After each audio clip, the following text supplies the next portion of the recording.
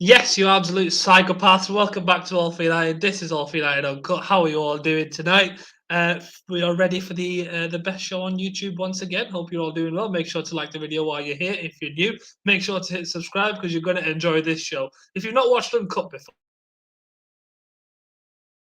you're going to enjoy it. It's good. Clubs hanging out and it's normal. That's how it works around here. We've got someone that stuffed their face just to get on this show in time. We've got someone who's risen from the dead. And you'll see who that is in a minute. So hopefully you're going to enjoy yourself today. We're going to talk about Kieran Trippier. It looks like a deal can be done, not will be, can be done this week, making him our third signing of the summer. And we're also going to be discussing Ole Gunnar Solskjaer's vision. No, not his Specsavers scores. We're looking at, is this side turning into what he wants to be, a winning side? Get in the comments, let us know what you think, and I will see you right after this.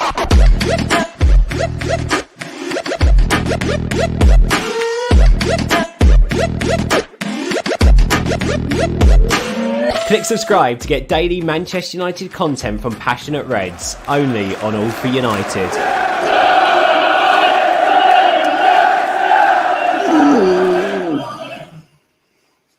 If you heard a little moan towards the end of that intro, that was Stu. I don't know why. I don't know. It was Chewbacca. Was I moaning then? Yes, you were. You let out a massive. Yeah, probably. Sorry, guys. Apologies. Anyway, welcome to All for United Uncut. I've got James, Ben, Connor, and Stu. Someone's echoing. Sort that out. We've got people in the comments. Danny's here. Trippier to MU this week. Yes, that is the headline of the show. Thank you, Danny. Shivers in the comments. How do I join All for United? Message the account or tweet us and we'll get in touch and maybe you can join us. Turkey, I believe that's how you pronounce your name. Hi, how are you doing? So let's talk about Kieran Trippier then. Let's get straight into it. No, what the fuck am I doing? What are we drinking? I'm going to have to disappoint for a second week in a row. I'm at my missus' house and there's just no alcohol here. So, no, I've got no alcohol. I want the old Coca-Cola. So, Coca-Cola's all right. I'm on Gatorade. I think I drank Northampton dry for 3 days solid. So Gatorade. That's like drinking sewage water for you, and it's Stu. Yeah, it is. And you know what? I'll take anything right now. If I see another pot of Guinness for a couple of days, it might not be good for me, for my health. Oh, dear. This is worrying considering he was in control of a car this weekend as well. Yes, a very expensive car as well. More on that later on. Make sure to. Do you know how much that was worth? Just quickly, do you know how much that car was worth? Was it $500,000? 650 grand. Yeah. Close guess. Fair enough. Yeah, 650. Pocket change for you, Stu. Pocket change. More on that story later on. So make sure to stay tuned in. Right, Kieran Trippier then. Oh, I've lagged. I'm back. Kieran Trippier then. Reports suggest that United can get a deal done this week. It looks like potentially he may go to Atletico Madrid officials, and I've read it. I can't remember who reported it. If someone knows, drop it in the comments. That he will go and ask them to accept a reasonable bid from United. And ask them to basically accept a bid. And that's because his family and all that have moved back to Manchester. That happened a couple of weeks ago. So it looks like there's a deal to be done, and it will be done. Atletico reportedly holding out for a fee of 30 million, which I guess is a little high for a player like Kieran Trippier, especially considering his age. But it looks like it's a deal that's coming. First of all, I'll go to James first. What do we think of that signing itself?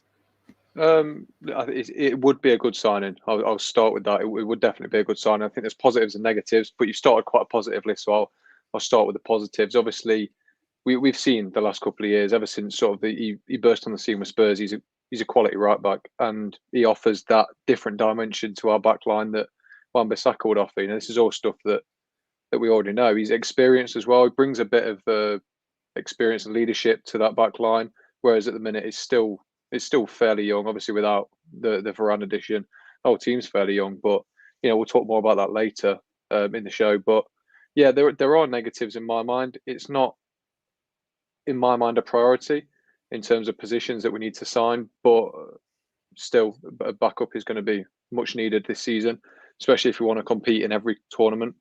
And then it's just the 30 million euro price tag that's also worrying me a little bit. I think he's 31 years old. And he's obviously a good good fullback, but I just think it goes back to my priority point. I just think that money can be spent elsewhere more efficiently as well.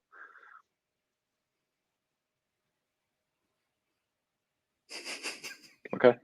I like that. I'm still here. Don't worry. No, I agree. I think most of us would be happy with someone like Kieran Trippier coming in, and I think the only issue we'd have with it is the money that's being spent on that player. I don't think there's a doubt that anyone would mind a backup right back because Aaron Wan-Bissaka's playing too many games. But in terms of the positives, I want to put this forward because I think potentially Trippier signing could give us a little bit more freedom. Now I say that because at the minute we play the 4-2-3-1. I'll wait till the lag's gone. Yeah. At the minute we play the 4-2-3-1, and basically our go-to is the five at the back or the 3 at the back when it goes wrong, and we need to change it up. Now, my question to you guys is: if we sign Trippier, does that now fix up a backup option? Because now we've got Varane, we can play a decent back 3. We can move Luke Shaw out onto the left, and now if we sign Trippier, we can put him at right wing back. It's a better option than Wan-Bissaka. Is that a fair point to say? That's to anyone. Yeah, I'll start it off very briefly. I think it is obviously a massive option. 5 at the backs are becoming very popular, especially with the last Euros. And Trippier is a specialist at wing back. I also think in that back 3, you could push Shaw across. We've seen he's very good in a back 3 as well. And then you can get the best out of Tellez, who's not having to rely on his defensive responsibilities. So in that sense, it is a very good option to have. Anyone else think potentially it would help us out in terms of going forward? I mean, does that give Wan-Bissaka a bit more pressure to sort of up his levels as well? I'm not so sure it's a signing all about just going forward. I'm not so sure. I think the way that Ollie sees it is threefold, actually, and the way I look at it is threefold as well. First and foremost, I talk all the time on this channel about squad balance. And Trippier offers us a deeper balance right across the back 4. And I think we needed that. Secondly, he will bring not just experience, he brings leadership. He's also now a title winner in Spain. And you can make of that what you like about the Spanish league, etc. But he is a title winner. Now, I know I scoffed at title winners with Rafael Varane. And I'm not saying that Trippier is any different to Rafael Varane, but what Ollie is doing is adding experience to inexperience, and that's the key area, I think. So I'm not necessarily think it's a signing specifically for one specific part in the team, as an overall balance issue, an experience issue. Plus, he's a real leader. He's a talker. And he'll be able to work with Sancho, he'll be able to work with the younger players, the more inexperienced green type player, and offer them, the depth of knowledge that these young players need. When you look at the squads that Manchester United have had in the past, they've had a sprinkling of real experience alongside youth and alongside what I class as naive players. And we do have a couple of naive players. And you know what? Everybody on this panel knows what I think about Wan-Bissaka, but on occasion he's quite naive, and I think Trippier will solve that kind of issue. Sorry, I just had to unmute myself then. Go on, Connor. Yeah, I don't really have too much to add to what's already been said. I mean, yes, he has experience. Am I excited by it? No, not really. It's just another one. It's a good option, isn't it? And I think we've all mentioned, we can switch to a 3 or a 5 at the back, which we seem to like when it's going a bit wrong. And obviously, I think when you're talking about experience as well, the experience in the big moments as well, I think Varane complements that very well. Trippier would as well in the semi-finals and the finals, should we get there next season. And later in the season, if we're going for a title push, Trippier would be important in that as well. So, yeah, I think we've all said the same thing. It's a positive signing. It depends for me how much it is, because it's only a positive signing if it's below kind of 35 million euros-ish, so about 27.5 million pounds. Because if it's any more than that, I don't think we need to be going out and spending that much on a right back that's probably going to be here for only 2-3 years maximum as a backup and player rotation, when that money could be spent elsewhere. So, yeah, he has experience for sure. Gives us another dimension which is needed. And to be honest, going into next season, I think the team with the best squad rotation is going to do well. Going to do the best next season. So, adding more options to that defensive line, yeah, I'm not against it at all. Yeah, and so I think Solskjaer's also looking at his leadership though as well. Sorry, mate, but no, it's a fair point. Go on. I think Solskjaer's looking at his leadership as well because he's quite a vocal lad. We've seen him in the Euros and the World Cup previously and everything. Kieran Trippier likes to talk.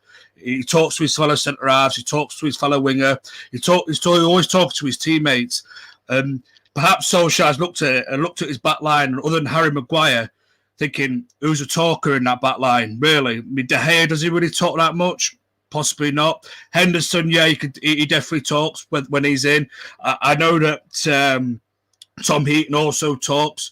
You know, he's a very good talker as well, very good communicator. So I'm just wondering if Solskjaer's looking at that and going, I need a back line which can communicate with each other quite efficiently and quite effectively. I don't think Wan-Bissaka communicates very well. I think he's still very inexperienced in a way. He's still learning the game of football. He's still a young chap, still relatively in football terms. You know, I just think that Solskjaer's looking at there, thinking if I can bring a Trippier in for the right price, you know, there's somebody there that back up Wan-Bissaka. You know, I don't always have to rely on Wan-Bissaka. I can take him out, and I've got a really, really good replacement for him that I could trust. That I know I could trust within the team because I know he could talk, and I know he's got experience on his side. He's an England international football player. You know, he's won recently with Atletico Madrid. So I think Solskjaer's looking at that, looking at it from the communication point of view as well, just to help our backline out, especially if he does stick with De Gea in goal. I know David's not the biggest in the world at communicating, so just having that extra talker there at the back, the extra person that, you know, if for example you have someone like an Axel Tuanzebe, should he stay and not go out on loan, next to him, he could talk to Axel, you know, talking through the game. And I think sometimes that's the experience that we lack. You know, if you have Wan-Bissaka one side and Tuanzebe on the other side of him, Wan-Bissaka probably doesn't talk as much, there's not as much communication, and that's probably where we maybe get caught out in the full-back area in Wan-Bissaka's position, because sometimes he's often caught out at his far post, and there's that lack of communication between centre-half and himself. So maybe he's looking at that and thinking communication with Trippier. That's probably another reason why. Yeah, that's a good point. Yeah, I think just to build on Benny's point about leadership, I think the good thing about Trippier is he'll offer you that leadership, but he won't also demand a place high up in the hierarchy and to sort of disrupt that balance that we've got. Obviously, we're building a squad that's becoming more and more sort of star-studded, isn't it? You've got the Pogba, Varane, Maguire's going to demand a lot of respect as well. Jadon Sancho's got a massive reputation. There's a lot of, I don't want to say egos, but there is a lot of egos to manage now, and Solskjaer will prove how good of a man manager he is this season with all these names. And I think Trippier comes in and offers you that leadership that you need, but he doesn't demand to be one of the top players. He doesn't have that ego about him. I could be wrong, but this is just from what I've seen. You know, in all the England campaigns, you know, when he was first choice right back at the World Cup, he was sort of a player in the background socially and stuff like that, wasn't he? And then for Atletico, he's not sort of in the media all the time. He's not ripping up trees. He's just quietly going about his business, improving that team. So I think that's another massive positive. Yeah, I also think that set pieces, he'll be you're certainly on the right side. It'd be ideal for us. We haven't really got anyone that's any real quality at delivering from set pieces. Teles on his day is excellent at left, and so sure. So that will be ideal. I also think we'll get in for 18 plus 5. And we'll get in for 18 mil plus 5 add-ons. I think it will top out at 23. That's in the no Stu. No, I just think that's when you're going to negotiate a deal. If they want 30, that's what you do. That's what I reckon. So I heard it. I heard it this weekend. I wasn't going to say anything, but I heard it this weekend. Sources told me. Not his ketchup bottle either. No, it wasn't, and it wasn't. I don't think it was in my HP bottle either. I can't remember what it was. It's a shit joke, Stu. Yeah, well, that was a shit joke as well. I was going to say my Harry and Percy bottle, but I think you guys would have gone Harry and Percy. Yeah. Anyway, yeah. I'm going to jump in and take it back to Trippier quickly. Go on. Yeah. On a massive one, but I'm surprised Stu hasn't said it as well, because it's something that's mentioned a lot over the last kind of few weeks about us being too nice of a squad. Trippier at Tottenham was one of the nastiest bastards.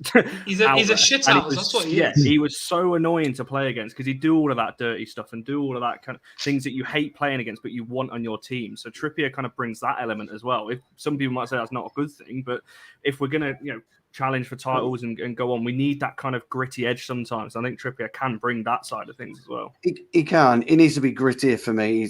I like, Trippier. I like to see a pit bull go in. You are right. He's got that level of shithousery, and he does it under the kind of radar. I think that's a really fair point. That is, and maybe he should be teaching Wan-Bissaka that really, because Wan-Bissaka doesn't have that. Wan-Bissaka is just excellent at tackling a one-on-one.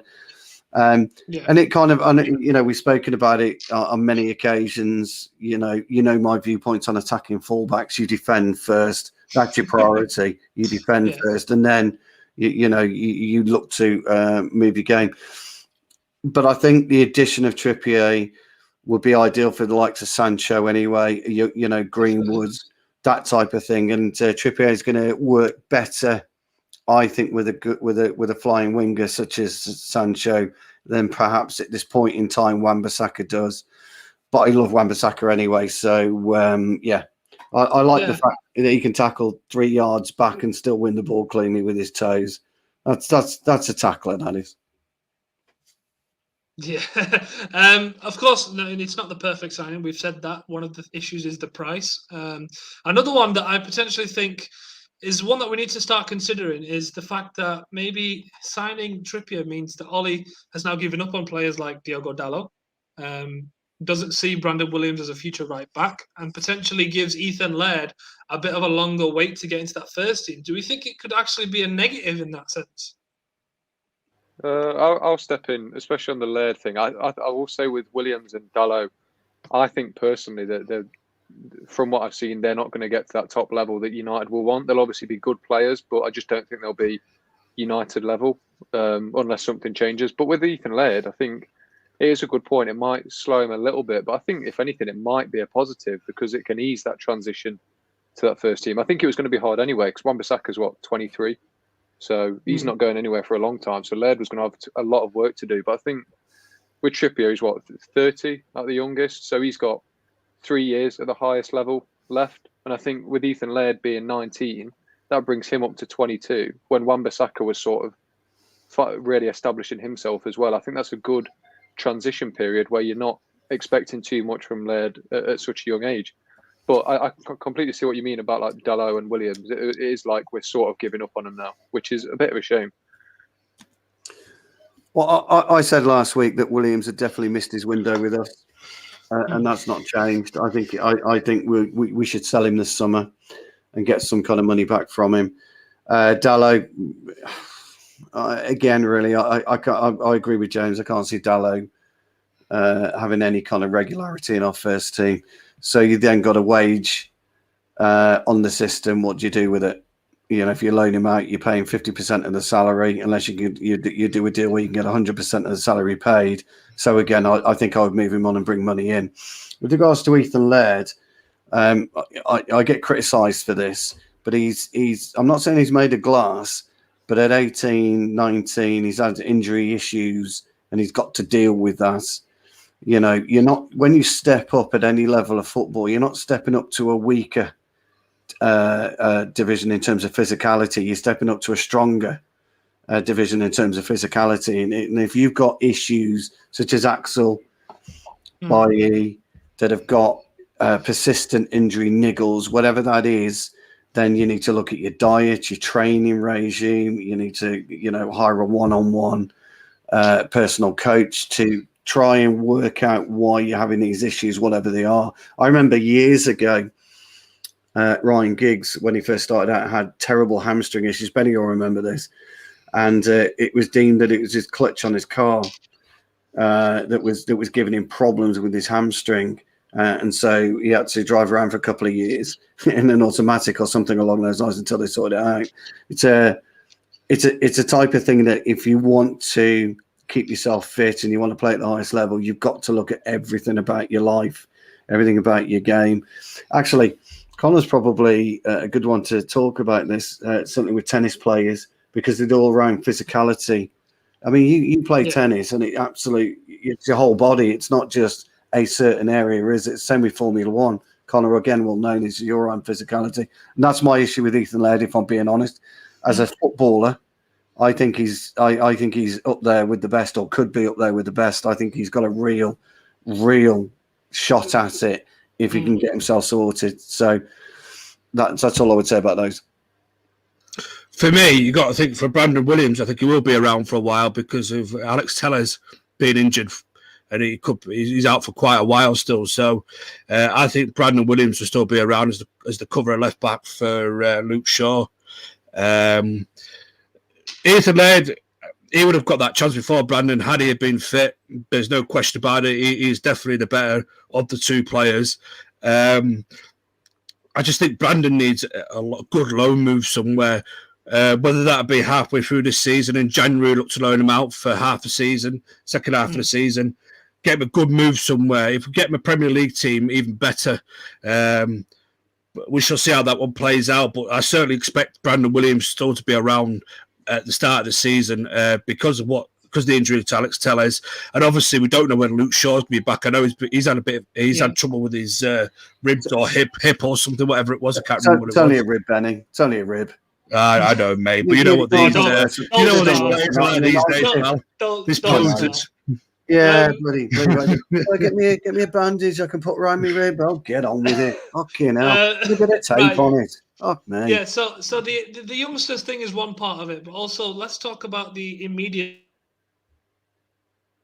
impact, which is still here. The immediate impact. So the transfer fee, if it's about 30 million, that's what we're hearing. What sort of impact do you think that'll have on the transfer budget? Because that's a hefty fee to pay for a player of his age, and now we're going to have to sell more players than we already did to make that fee up. So does that worry you almost, or do you think we still have a lot of business to do? See, I think it goes back to the priorities thing. I think if we weren't in need of a holding midfielder, I'd have no problem spending that on Kieran Trippier because the positives massively outweigh the negatives, and so for that sort of fee, it's not our money either. You can't really go wrong. But I just think we have to sell to buy anyway. So I think someone's going to have to leave for Trippier to come in. So we're going to need to sell even more players to get a midfielder if we do sign Trippier. And then the more players you sign, the harder it is to bed everyone in and create a unified squad. So that is what worries me a little bit. Is less about the fee, more about the priorities. But obviously they all sort of tie in together. Anything to add? Yeah, for me on the fee, mate, we don't yet know what the budget is. We don't know if we have to trim the squad. Remember, a lot of these players, they're going to go to, some of them are going to go back out on loan again. The likes of Garners, Levitts, and that. That'll trim the squad a little bit. Yeah, although I'm sure we'll be paying some of their wages, if not most of it anyway, depending on what sort of deals can be done for them to go out on loan. But the likes of Pereira's, Lingard, still their future's still up in the air. Nobody knows what's happening with them. I think there's still a couple of twists and turns of this transfer window left yet. I'm hearing that if United want him, Neves could be tied up in 48 hours. He wants to move, so apparently I've heard that, and I've heard things about Saul Niguez and that, saying that he favours a move to United if the deal could be done. So I suppose it all depends on what Ollie's got in his coffers jars and how much he has to trim the squad down by. But I'm sure that there's going to be at least 2, maybe 3 going out permanently, whether that be Dalot, Pereira, maybe possibly even Jesse as well. It all depends. Also, Phil Jones, no one knows what's happening with him yet. I know Ollie said this and that. I know exactly where you want there him. There he is, Jonah. Jonah.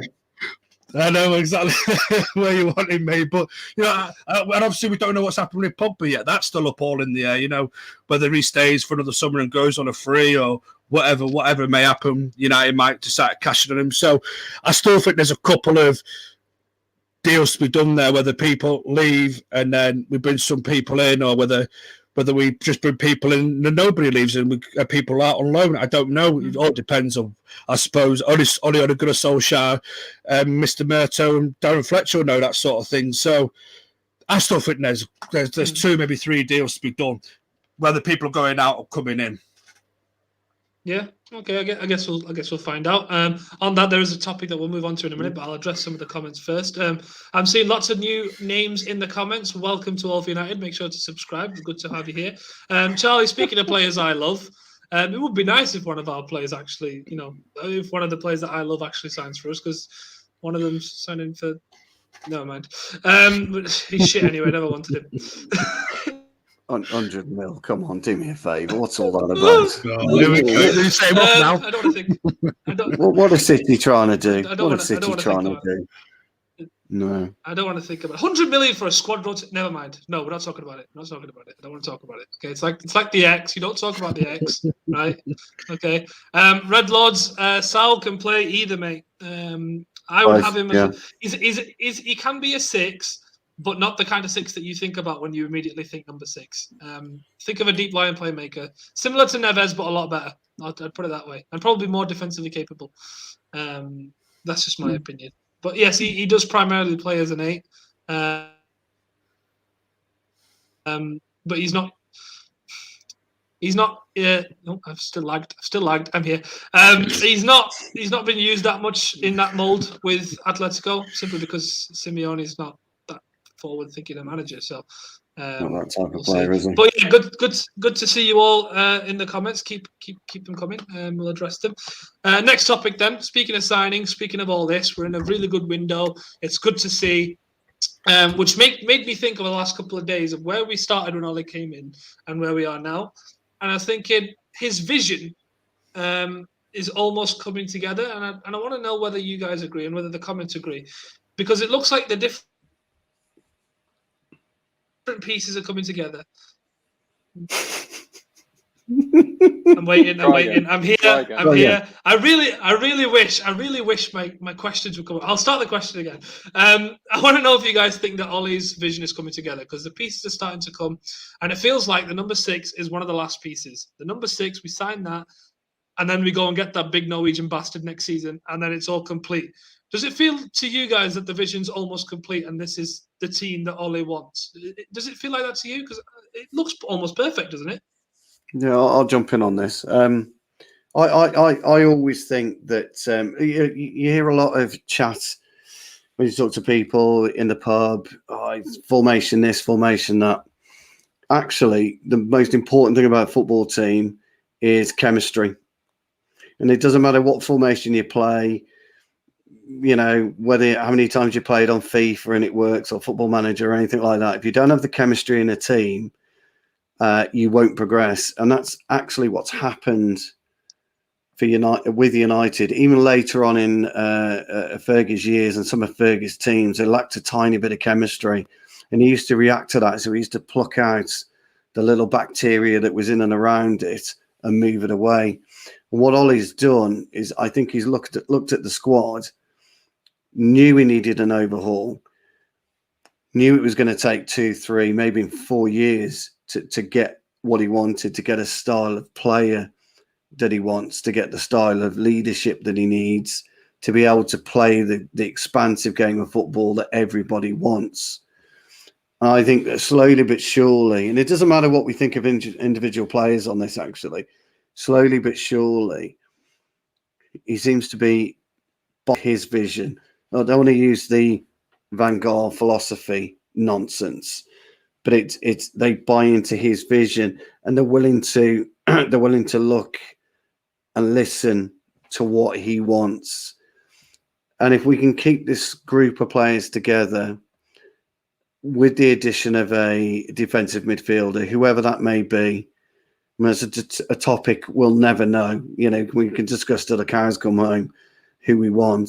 But if we can get a really good central defensive midfielder, we've got a solid enough starting 11, or maybe top 14 or 15 players that could carry us a lot further this season than what we did last season.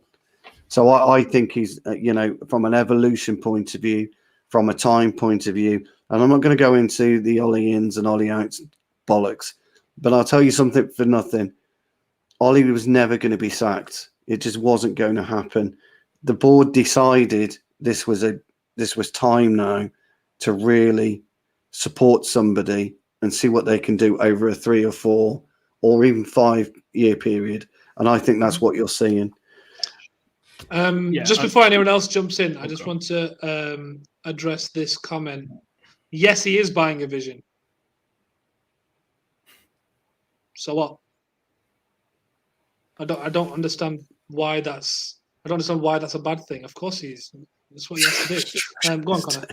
Yeah, I think the biggest change, the biggest thing you can look at with Ollie and say this is how he's from when he came into what we hope going into next season is look at big games.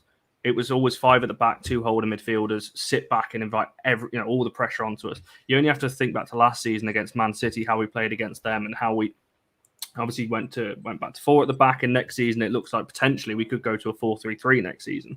So that's progression in itself. And I think the main thing for me, like Stu said there about chemistry in the team, the players, bar the exception of maybe Pogba, but we're not going to get into that debate, actually want to play. And I think you'll get a lot more out of your team if the players actually want to be there and want to play. It's why you see giant killings in the FA Cup and why you see all the big, smaller teams beating bigger teams in the Premier League, because the players will give absolutely everything, run through a brick wall for the manager. And that's what I feel like you get with these players.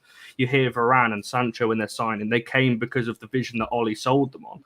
And the dream of playing for Man United and playing under Ollie and playing for with the players that are there. So yeah, he's massively improved. You only have to look at some of the squads that Ollie had to put out at the start of his reign to look at what some of the teams we had next year and some of the predicted teams that we could have going into next season. It's a massive upgrade. So the fact the players actually want to be here is the biggest thing for me. Yes, having a likable team doesn't win you trophies, but it bloody helps. Actually going to Old Trafford and liking the team and liking, the way that we're playing and watching the players thinking they actually care. That means more to me, and it will show next season for sure. I think just building. Sorry, James. Go on. I only had one small thing, actually. I only had one small thing to add to really what Connor was saying, and that is when people look at Ollie overall, whatever their opinion is, I think we seem to forget sometimes that we got to 5 semi-finals, final. Yes, we didn't win them, but you've got to get there. You've got to win matches to get there. And people forget that. They get this hung up on the fact that you've got to a semi-final and you've lost. But you've got to win 6 or 7 games to get there. We finished 3rd the season before. We finished 2nd this season. And that's why I think the board are really behind Ollie. And I think as a man manager and as somebody who gets the club, and people understand that, and people also, and I don't necessarily agree with this, but people also look at what he's won and things like that, and and Ollie's one of the very few managers that's won the European Cup for a club and actually gone on to manage them. There's only a handful of managers that have actually done it, and it does go a long way with player acquisition and player belief. Not that I'm necessarily a believer in that myself, but it does. Sorry, James. Apologies. Just thought I'd get that in. It was sort of 2 points. I don't want to drag on too long, but to build on Connor's sort of personality point, I think Ollie's playing career is sort of drifting over to his managerial career because he's building a team of players that were like him, that are sort of grounded. I mentioned egos earlier, but when you think about it, there's not really that many in the squad. It's a group of players who just seem really humble and really hardworking. You look at Edison Cavani, Harry Maguire, Luke Shaw. They're not. Well, Edison Cavani was a massive star and he's not acting like it. Whereas, Luke Shaw and Harry Maguire weren't and still aren't massive stars. I think Marcus Rashford seems really humble as well. And I think that's doing everyone a world of good. It's a much better dressing room now. But also talking on his vision, especially transfers. He came to Old Trafford, obviously famously changed their transfer policy, didn't he? They sort of completely clean slate. He wanted young British players in. That was his ideal. Obviously, we saw that with Wan-Bissaka, Dan James. But I think he's shown maturity in that he's changed his transfer strategy slightly in losing all these semi-finals and finals. I think he showed maturity in that he's recognised we need leadership in this team. That first full season under Ollie, we were the youngest average age of a starting squad and we were still competing for top 4. So it showed you how talented and young our squad was. Now he's recognised that we're just lacking those big games. We lack that leadership, that experience. And he's gone out and done that. You know, Alex Telles has that experience at the top level. He also has that age to provide leadership. Rafael Varane now. And I think this window's showing the perfect balance that he struck between youth and experience, in that we've brought in Jadon Sancho, one of the hottest prospects in the world, and we've brought in Rafael Varane, one of the most successful defenders of all time. So I think we are definitely seeing Ollie's vision in full swing now. I think the only thing that will top it off is keeping Paul Pogba, because obviously before he came in, he famously said he'd build the entire squad around Paul Pogba, and I still think he believes that. I think he believes Paul Pogba's key. So I think if he can keep Paul Pogba on as well, he doesn't have many excuses. I'll say that. Yeah. Just as we wrap up this topic, I want to answer a really good question here from Red Lords. How sustainable do we think the vision will be long term? So past Ollie, is this new club structure and football strategy going to keep an ethos for signings that we've seen of late? Because that's the key part. You can build a squad, but then are you going to... Well, I'll continue my point when I'm back in the screen. Yeah. Are you going to continue it after that manager's gone and continue to back that manager? I think it all depends on the personality of the manager that comes in. I think he has put the foundations in place. It's still a young squad. It's still a very talented squad. The players themselves this squad could go on to win the league, this exact squad, for the next 5 years. But if Ollie leaves next year and you bring in an Antonio Conte or someone like that whose reputation comes before them and they want to run things how they want it run, I think that's when we might struggle. We need someone who is like Ollie, in that he can adhere to the club values, which is what we diverted from with Van Gaal and Mourinho, and it showed. So I think we need someone with that similar sort of ego, reputation and personality. I think that would be key. The likes of an Antonio Conte coming in, those days are over. I can't see you seeing that in the short term. What I am going to say, I'm going to make quite a bold statement here. Our manager right now is probably our future footballing director. I think once he steps aside from his managerial role, he will then go above, and you will see that continuity. It's a great question by Red Lords, actually. I like those types of questions because it does make you think and it makes you wonder.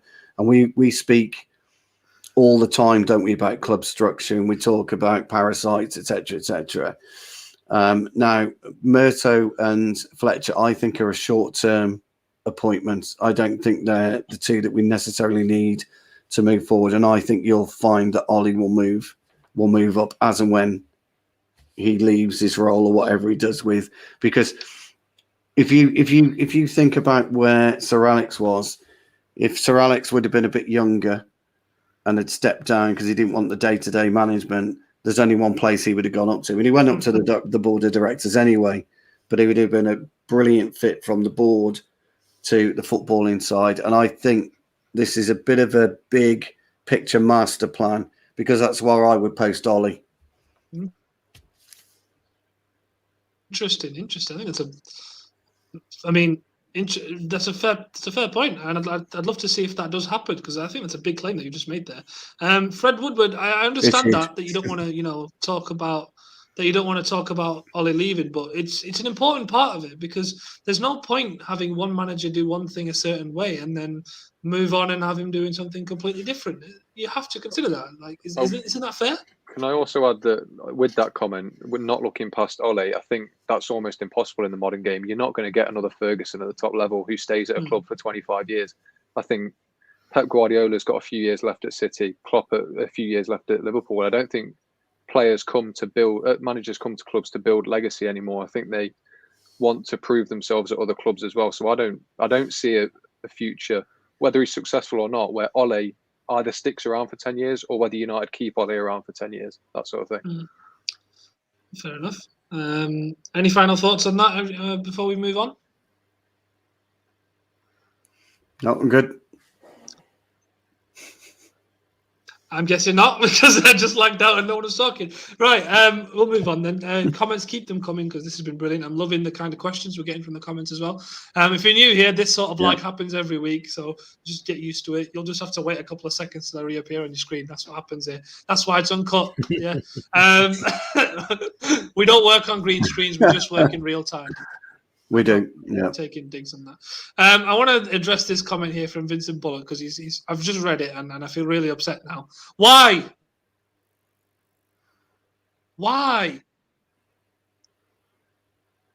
Like, why? Why does he do it? Why does he want to go and play on the bench, sit on the bench and come back up? Why? Money. Someone explain to me. Do you know what I think? given Villa's his childhood club and given the incredible position they're in right now, like they're the third richest club in the Premier League, they're signing players that they're making incredible signings. He's got the potential to lead his childhood club to the Champions League, but instead he wants to win the Premier League every year and maybe get to a Champions League. Fuck Villa! He could come join us and play for the mighty Reds. Yeah, obviously I'd love it. I'm sorry, he was a United fan as well. What's he doing signing for City? Poser. Yeah. Absolute fucking poser. Look, fucking poser. Fuck off, Jack. I speak about it. It's the path of least resistance. It fucking infuriates me. It absolutely infuriates. And I am triggered here, Karthik. Get fucking triggered down there. Yeah, triggered on. I am triggered. It's the path of least resistance. I hate it. I can't abide it. No imagination. And the thing about Grealish is, and here's the real thing, he will love the fact that he is England's most, or English Football League's most expensive footballer. He'll love to have the Jack Grealish 100 million price tag. He wants to get a life, get on it with football. It wasn't so long ago he was pissing his life up the down the drain at nightclubs all the week, falling out of fucking crashing his car and all that. Fucking get on with it. He wants to grow a pair, as per usual. Say no to City. Stay at Villa. I would stay at Villa and do something like Alan Shearer did. Well, Alan Shearer had a chance to come to us. He went back to his club, his boyhood club. Do that. That's what I would do. So Jackie Grealish, have that. Get that trending on Twitter tonight. Say no to City. That's brilliant. hashtag say no to City. I bet you Benny agrees with me. I'm going to tweet him right now. Stu, how does it feel to be a poster boy? I'm not a poster boy, that's for sure. No. Can you imagine that if he was? We'd be ripping him. Oh God, can you imagine that? It just infuriates me. It's a bit like Harry Kane. If Harry Kane decided to go to City, it would wind me up because it's just easy. It's just easy. And Connor, you will love this. Hamilton. Everybody goes on about Lewis Hamilton being the greatest driver, but you tell me in his career, when's he never been in a winning team apart from that 1 year with Mercedes? Well, exactly. I'm not going to say anything because if I do, I'll get shot by car. Could you say the same about Schumacher? Wasn't he always in the winning team half the time? No. Not that I'm a big Formula One fan or anything, but no, started off at Benetton. Ligier started off at Benetton with gears. Charlie, these kind of comments aren't welcome here. Bye. What's that? He's going to win trophy, is it? Can we block one of our own? Is that our Charlie, the one that always comes on? We love Charlie. Charlie, we all love you. But Charlie, can you please not put superstars in a comment? Please don't put superstars in a comment. I wonder how Wendy is feeling as well, because when he signed for Villa, one of his first things was, I can't wait to be playing with Jack Grealish. Well, if Grealish fucks off, I wonder how he's feeling now. Yeah. Everyone, retweet the link to Wolf United and go, hashtag say no to City. That's what we're doing. Right? Yeah, everyone right now, get your phone out, tweet hashtag say no to City. I've just done it. So we all join it. Right, I need to ask Stu about speaking of driving. We'll get onto this story later on.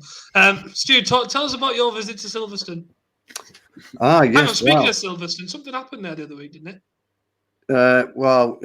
Yes. Some Dutch guy got I can't remember what happened now. What happened, Connor? Idiotic driving from a so-called 7-time world champion who claims he's the best in the world and all time and the greatest living human. Anyway, Stu, you drove a car. Why is he called? I drove a couple actually. Who's calling me an idiot? When did you win 7 world championships? He's trying to be funny, Stu. Right, okay. It's gone right over my head. That has. I'm too late. I drove a couple actually. I drove a Ferrari 430 as well. So, but the SS, the Jag SS, it was a restored car, which is absolutely. Oh, I see. Oh. Oh, God. Oh, Anyway, carry on. yeah, I Sorry, drove a carry on. restored Jaguar SS. If there's any car fans on, about 650 grand around Silverstone. But no, I've had quite a good weekend. It wasn't his, by the way. No, it wasn't mine. I had to.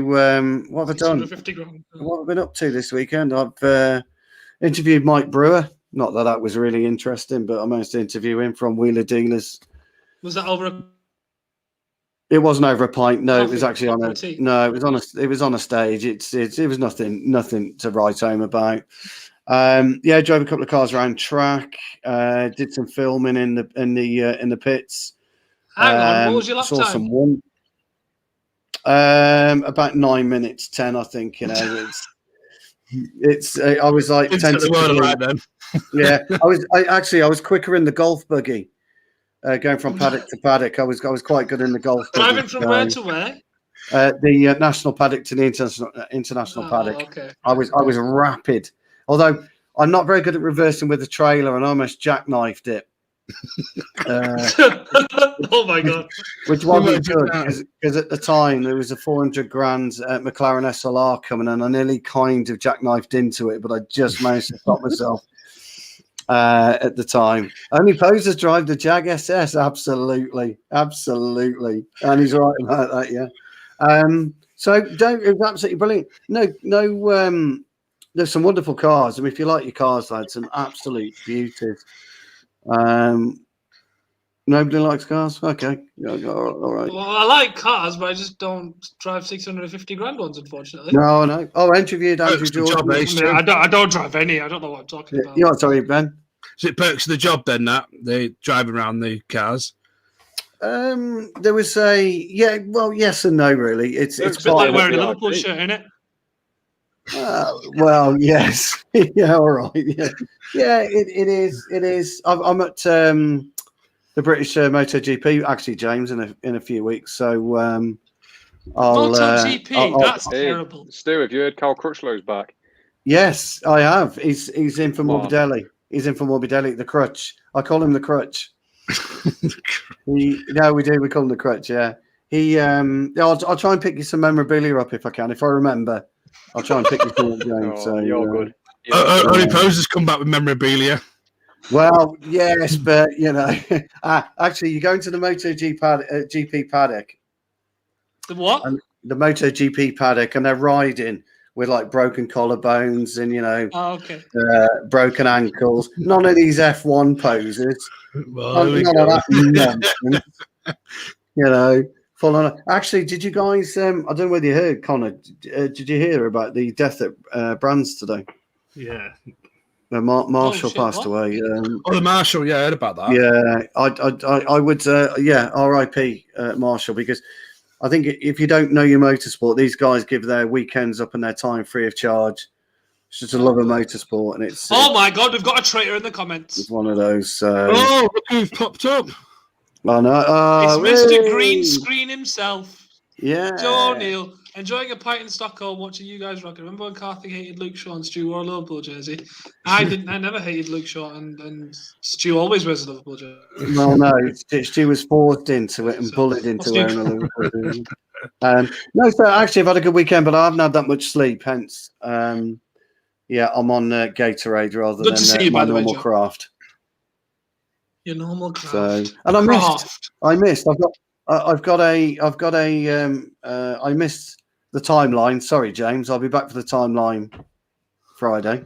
It's called Timeline Talk, poser. Sorry, timeline.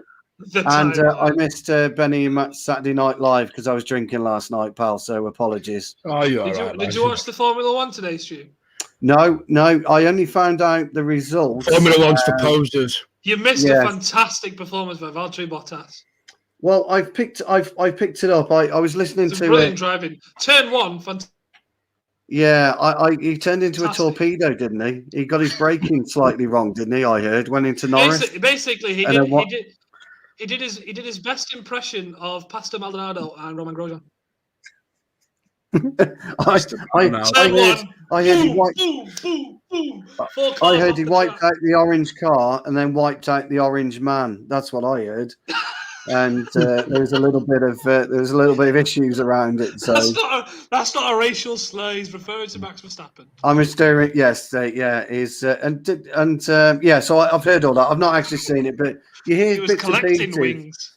wings. All right. Yeah, bits and pieces on the track and that type of thing. So it was quite good. So no, but I've had a great weekend, guys, and but I will catch up on the shows I've missed, such as Timeline Talks. Yes, and Benny and Matt. Right, back to my original question. How good was Bottas today, Connor? Oh, don't even get. Do you know what? Got triggered on the screen because I know you're going to fucking do it anyway. I take it he's not a Mercedes fan then. No. Oh fuck no! Connor nearly got sacked from AFU today because he was in that heat of an argument. Oh, well, you've got fucking Karthik going. It's not his fault.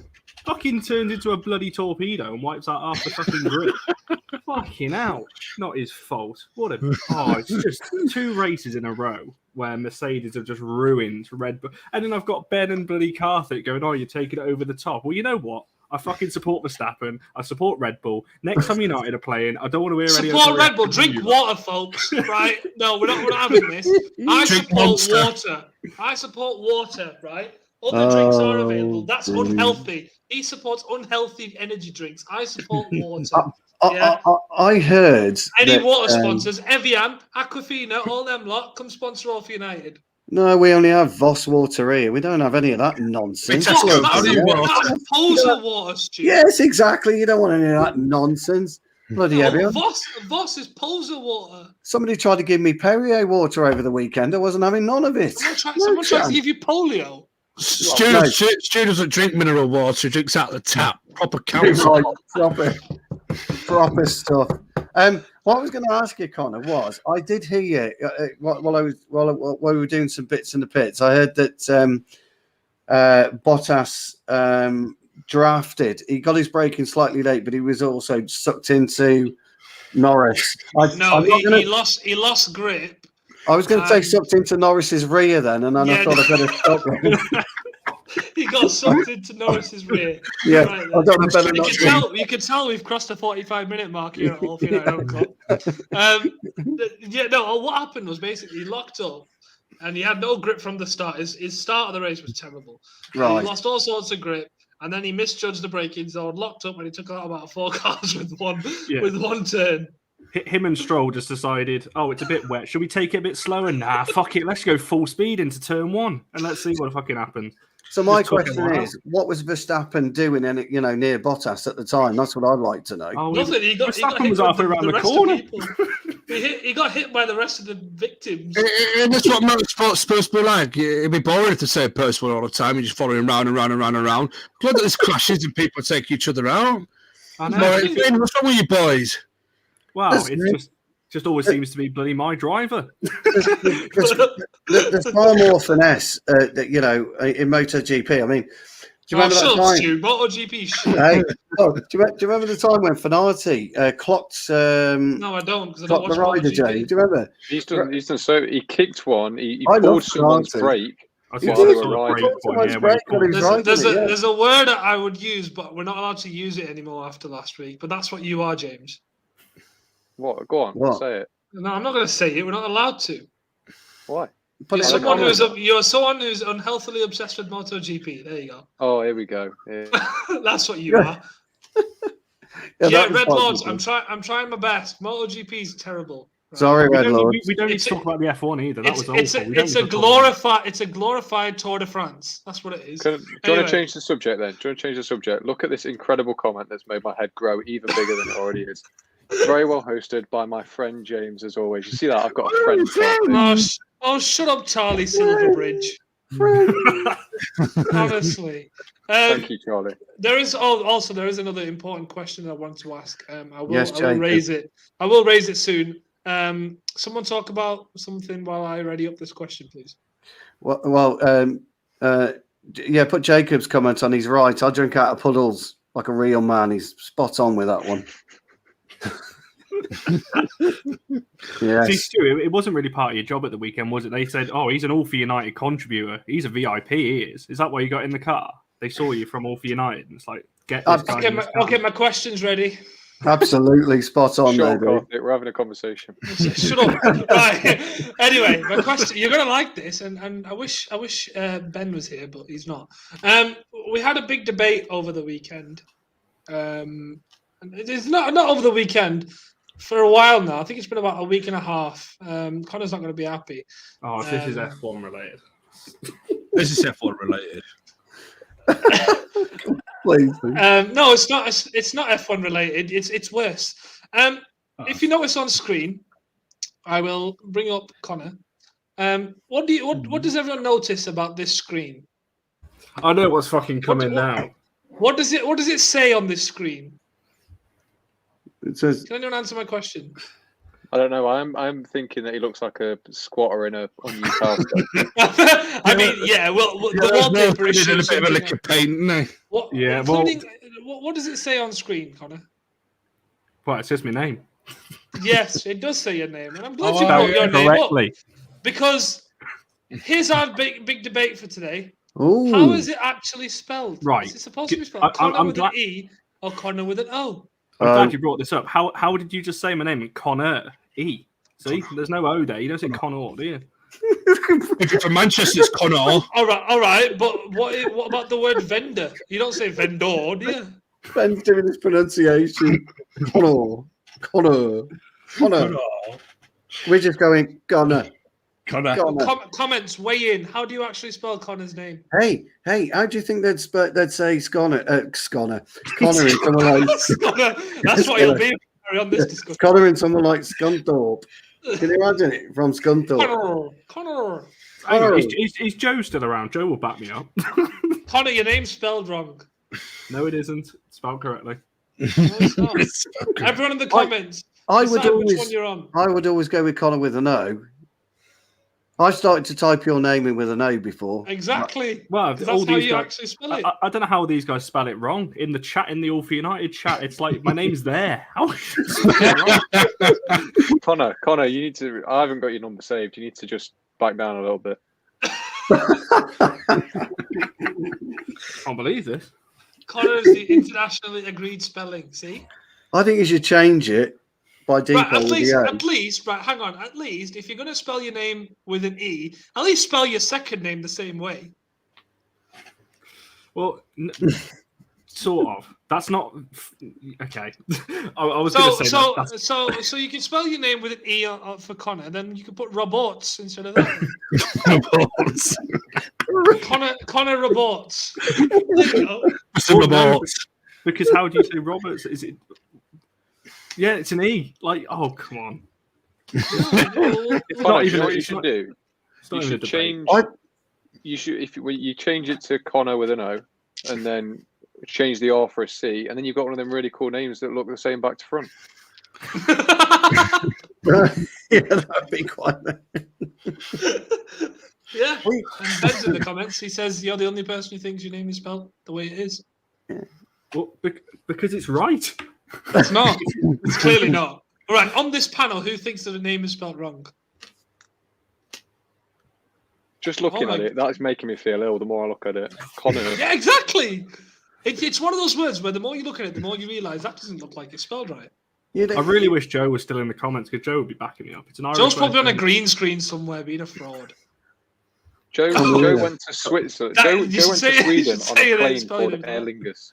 There's no chance he knows anything about Spain. Aer Lingus. They didn't even spell air right. Well, no, that is true. That is true. It's like a stripper name version of the real one. Oh. Ooh.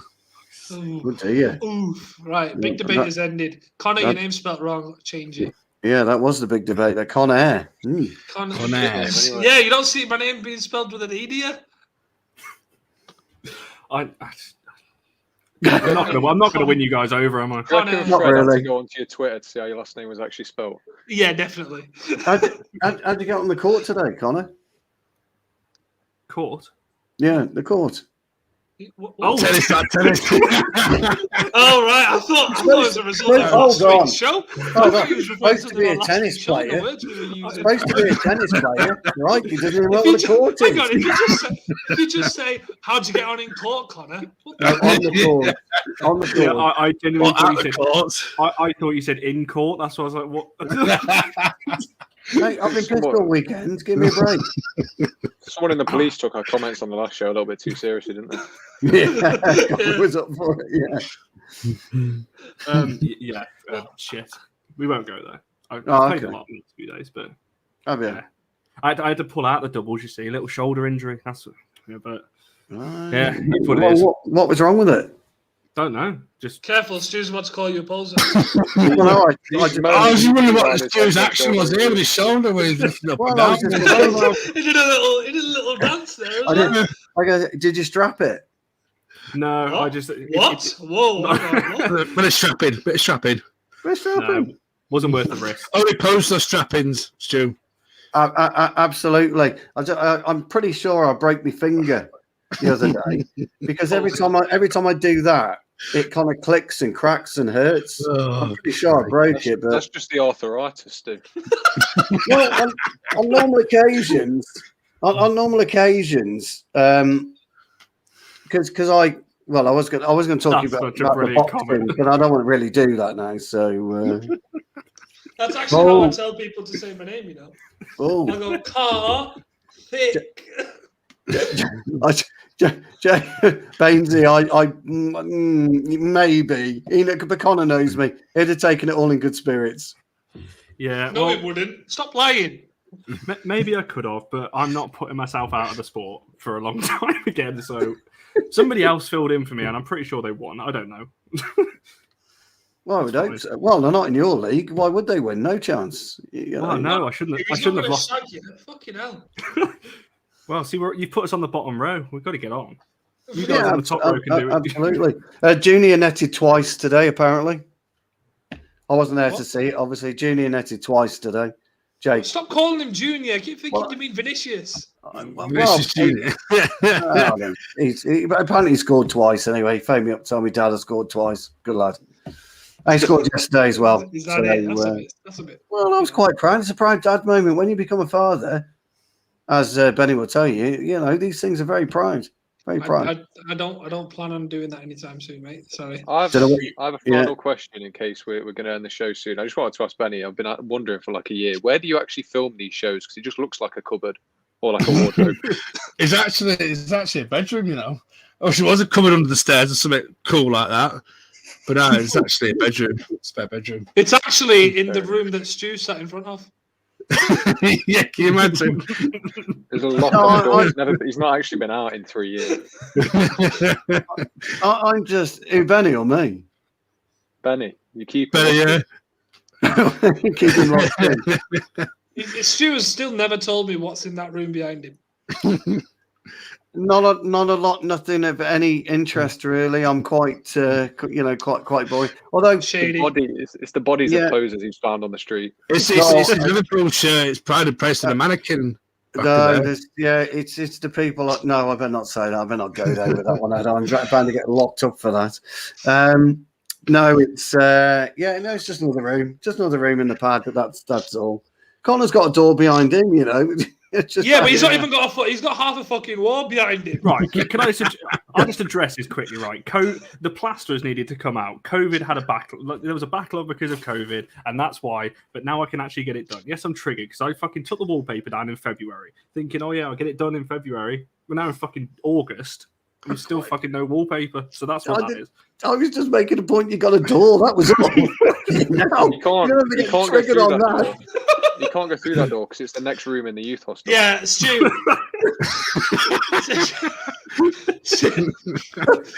Yeah, Stu. You may have only been talking about a door, but Connor has a habit of mentioning things that aren't relevant when he's a bit annoyed. Oh, a bit like he's on. But at least you haven't got poses around you, and a bit of paper around you at the back of your head like James. I know he's his girlfriends, but I don't know what that is. They're flowers, aren't they? Where? That's a calendar. It's not about that thing behind. Is it like a notice board or That's something? a calendar. There's a calendar. There's July on it. I got told No, off no, by I one of the can't see comments that. on the show because I it's read still it. said Hey, mate. I tell you what, I think there should be an All for United calendar. We'll get James on the front cover. Well, actually, it'd be Mark, wouldn't it? Really? Posing. James is I'd go on about. every James team. is about. James is about 12. So no. Yeah, Stu, you're joining Connor in court. Yeah, I'm in court now. Yeah, dear me. Connor's not in the mood for banter, apparently. Wow. Oh, he is. He loves it, Connor. He loves it. Only if you mention Lewis Hamilton. Oh God. We don't. He's been handed. Have you seen this as well? He's been handed second place because Vettel got disqualified. He's not been handed second place. Vettel got disqualified. Full stop. Yeah. It's So not he's been. been handed second Lewis place. is third. Lewis is third. So let's make Vettel disqualified. Yeah, cool. That's not what happens. Does that mean Science got on the podium then? Yeah, so Science got third. All right. So what was he disqualified for? Something about fuel at the end of the race or something. There wasn't enough fuel left. Which is such a shit rule anyway. Yeah, that's just is a stupid rule. Wow. In MotoGP, if you break down, you can push the bike back. Stu, shut up about MotoGP. I've done it on purpose just to wind you up. Some of the riders actually get piggybacks and stuff like that. They get a lift on the back of the bikes. And they get their flag. They get their flag on the back of the bike and they wave the flag. Oh, Christ. Stu, MotoGP is a poser sport. MotoGP poses at James. Tell him. F1 is the most prawn sandwich sport you will ever experience. Maybe other than cricket. It's a disgrace. It's scale electrics with real people in the cars. No action. You're just watching 300 laps of a circuit over and over again. There's maybe 4 overtakes in the whole thing. A crash is welcomed. You actually want to see people get hurt because it's that boring. I'm sorry. What is MotoGP then? It's F1 with slim cars that are bikes. Slim cars. It's fast bicycles. Yeah, which overtake every single corner. It's mint, and they slide off. It's bikes on steroids because they're all prototypes. You see, you can't buy these bikes in the shops. They're all prototypes. Now in World Superbikes, I've lost interest. Oh, what's going Stu, we're on? talking about rally driving and all sorts now. A bit Tour de France next, wasn't it? Crying out loud. Hang on a minute. I've just seen I'm a cyclist. I've seen a very weird comment here.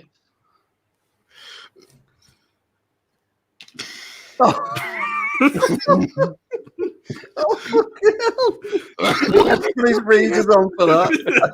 What? Fred Woodward, that is a vicious assault on some man's character. The character Hang on a minute. assassination, Also, Benny, get them glasses back out. Those readers are great. Why have I never seen them before?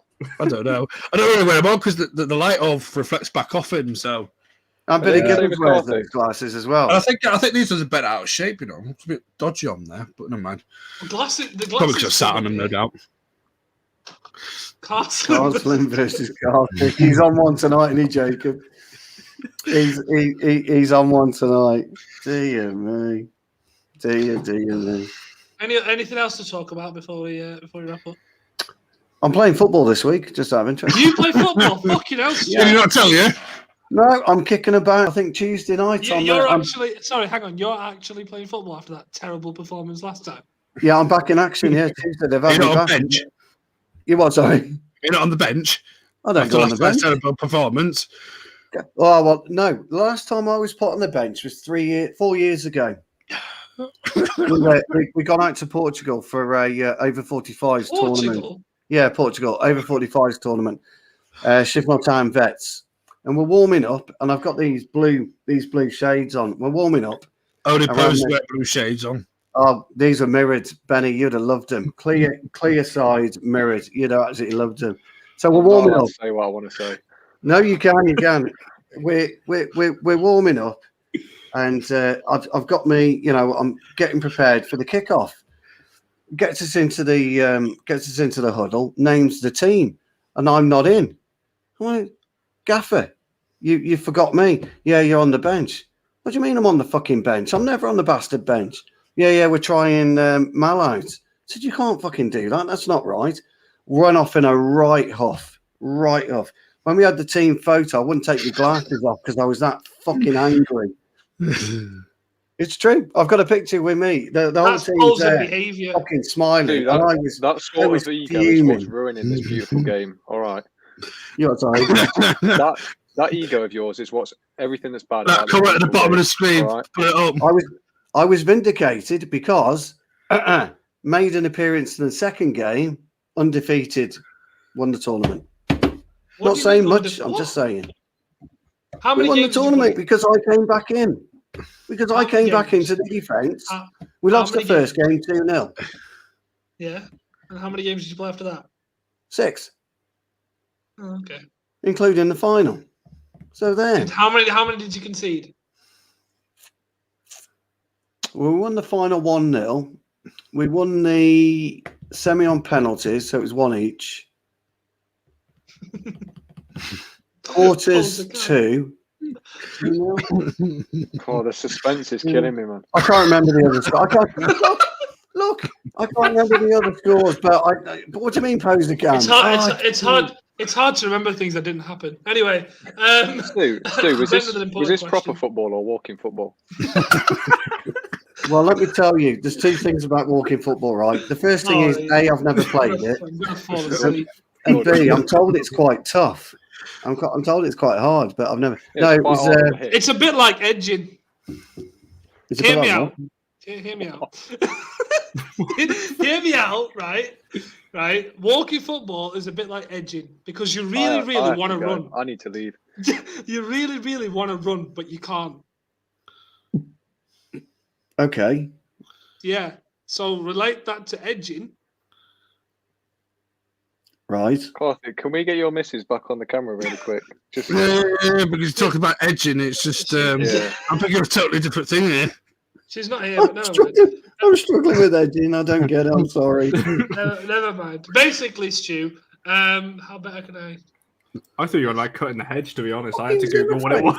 Hey, look, I'm getting slaughtered here. Zimmer playing football. What the fuck's all that about? I'll have you know, Ugly Bear, I can still get up and down the park.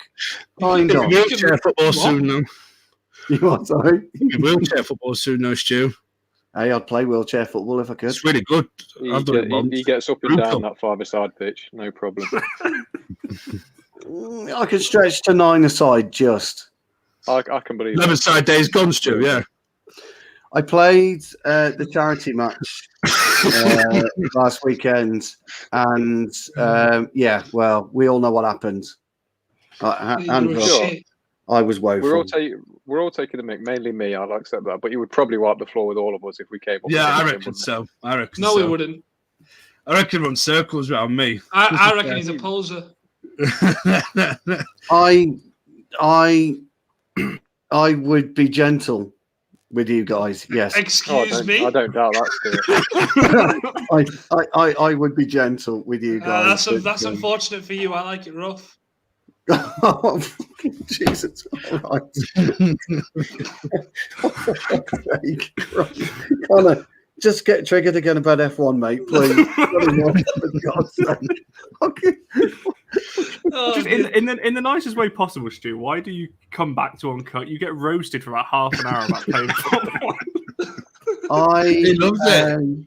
Connor, that was the worst thing anyone said. That's saying, "Why are you here? Go away." That's what you said. Why do I come back to Alfie United? You only asked about Uncut. I don't know why you're on about the channel. Yeah, you know why I come back. I love Uncut. It's the best. It's the best show. But Stu carries this show on his back.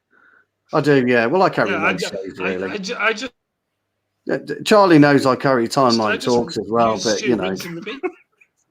Rinse and repeat. Yeah, it's like throw me in the washing machine. I just took Stu and watch me fucking just circle. took Stu into the stream and let it happen. Yeah, watch me circle and drown. I know. Yeah, there's no need for that, is there, Connor? I was sticking up for you with Max Verstappen. Well, I wasn't, but I would have done. If I needed to, I would have stepped in, pal. No, I'm kind of sticking up for you here. I'm saying you get roasted the most. That's why we're on the bottom. We get roasted the most on this. Too right. Because we can take it. Just remember, John Gray's not in the comments this time, but you are a hero in his eyes. So just I like John Gray. That's made it all worth it. Yeah. He's good. He's good. I What was I going to say? I was going to say something then, because when you get old, your memory tends to go. I was going to say that. Yeah. So what's your excuse then to do? What's your if it goes if it's old? If you get old when it goes, what's your excuse? You're not old yet. Come on. Nice, I like it. Well done, James. You're back All in. right, It. he's not going to shag you. You're back. Very gently. I'm back for you Friday, pal. I'll be there to What? answer you there, mate. Oh, Don't here you we go. worry. Here we go. Oh my god! Right. Anyway, before we start wrapping up, what? I think Carling has been charging a £5 at Old Trafford. Drink water. That's what you're taking away from this show. Last week we talked about an All for United 11-a-side, 5-a-side, didn't we? Well, I've spoken to some friends and it might be on. Ooh, friends. Can you put Ugly Bear's comment up, because I think that sums it up. No, I don't think I will. There you go, lads. Yes, that's how you do it. Thanks, Ugly Bear. And Also, my final story. point. Yeah, I saw that. It wasn't that boring. I mean, it wasn't interesting. It's all right. I'll stick up for you. Final point to make. Who's reacted angrily to this video on Facebook? Oh, there's the name face, right? Yeah. Why are Ben Annett, I can see who you are. You've angrily reacted. Why? Explain yourself. Oh, someone's given us 2 dislikes as well. What's all that about? We'll send you a It's link. just you two at the bottom. Roses. It's just you two at the bottom. We can hack it. We can hack it, can't we? Because we're holding the show up, aren't we, Connor? Oh yeah, 100%. Well, sounds like you Mr. Motivator impression on GMTV back in the day. Right. That was me when I was 18 in the clubs, giving it the big one. Connor You know what I can't hold mean? anything up. He's hurt his shoulder, remember? Actually. I was doing that Saturday night to Scouting for Girls played live at Summercote. I'd never heard of him, and we had. Sorry. You really need to choose how you phrase your sentences better. Yes, that's true. Some band called Scouting for Girls. Anyway, so we'd gone with the other 5 people that were watching him. And I managed to get hold of a load of foam fingers, so I was giving it the big one with the old foam fingers. To be fair, I looked a right tit. You know, I mean, there's no getting away with it. I looked a right tit. But you know, it is what it is, isn't it? You know, you got to give it the big one. I bet you brought the foam hands home, didn't you? Probably behind you. No. As it happens, as I was walking away with the foam hands, they got kind of robbed off me because I was doing that, and some little scrape kind of just robbed it off me, and away he went. You know, I couldn't be bothered touring after him. I would have caught him like that, but I couldn't be bothered. No, I let him off. Sure. I'll tell you what, if I got him a golf buggy, I would have caught him. Probably would have jackknifed before you caught him, no? Well, I would have jackknifed, yeah, probably. I'd have been on the side, leg out one fucking side, waving, help me, that type of thing, you know. But Vincent Bullock, why are you so obsessed with the? Also, yes, Stuart Scouting for Girls with the foam finger. I've just realised that.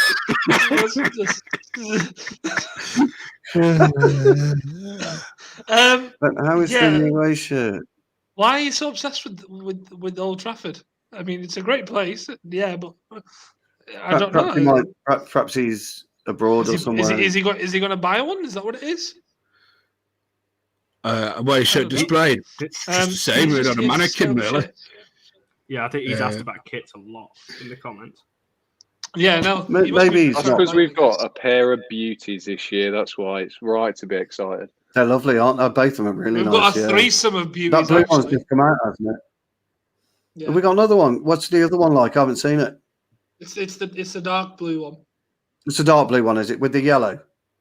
The one that I think is very similar to a Leeds United away shirt with that colour scheme. Yeah. Oh, you won't be happy with that then, Benny. I know. I just think it's too much like a Leeds United away top with that colour scheme. Someone hates Leeds on this channel. What is that? Proper hate Leeds. Neil, I love the timing of that. Hold on, who said that? Clip it up, Connor. Who said that, Ben? Fucking hell, you want to be careful. You can't say that down the telephone. Imagine that. I hate Leeds or whatever he just did. Dear me. So there's 3 of us in court now. Benny's just joined us. What? It's the way he said it. It's the connotation end the of show. the way, End the show. the way he said it. I end the show. Yeah, end the show. Stu, you can't be telling someone about how to say things when you literally just said you were out scouting for girls with a fun finger. That's kind of true, and I accept that. And yes, I really haven't got any comeback to that, Karthik. No, you don't. You bring out all the sexual innuendos. Yeah, I blame talking him. about No, I blame Bottas James. talking about Bottas getting sucked into someone's rear. Stu, there's children on this channel. Yes, sorry, that's it. Yeah, apologies. There is. Yeah. Hey, look, Red Waters asked a good question. There you go. What, a sensible one. No, we're not sensible. Do you know how long we're into this show? Yes, I know.